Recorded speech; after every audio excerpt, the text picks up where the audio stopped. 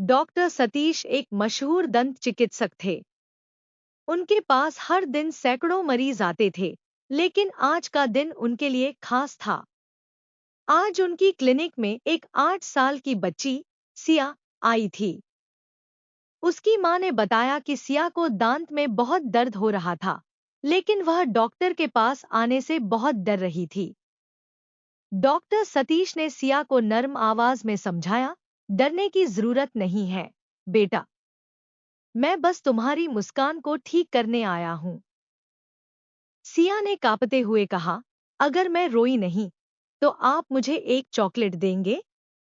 सतीश हंस पड़े, बिल्कुल, तुम्हारी पसंदीदा वाली। सिया बहुत बहादुरी से इलाज करवाने लगी। हर दिन आती, मुस्कुराती, और धीरे धीरे डॉक्टर अंकल से उसकी दोस्ती हो गई। एक दिन सिया की मां रोते हुए क्लिनिक आई। उन्होंने बताया कि सिया को कैंसर था और डॉक्टरों ने कह दिया था कि अब ज्यादा समय नहीं बचा। यह सुनकर डॉक्टर सन्न रह गए।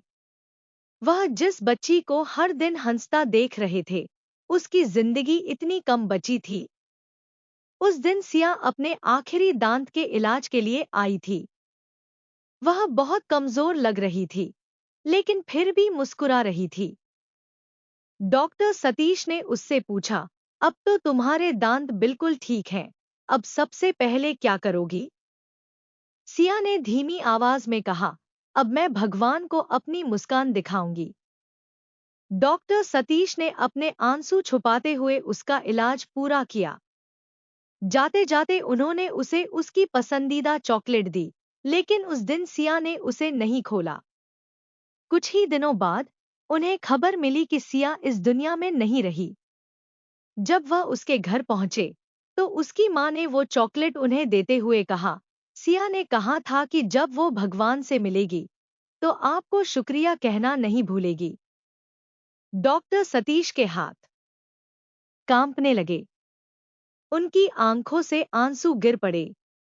उन्होंने महसूस किया कि वह सिर्फ एक डॉक्टर नहीं थे, कभी-कभी वे किसी की आखिरी मुस्कान के गवाह भी बनते हैं।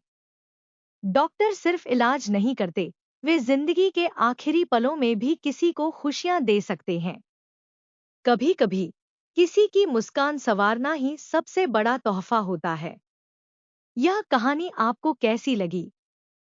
अगर अच्छी लगी तो एक लाइक और सब्सक्राइब जरूर कर दे, बहुत मेहनत लगती है वीडियो बनाने में।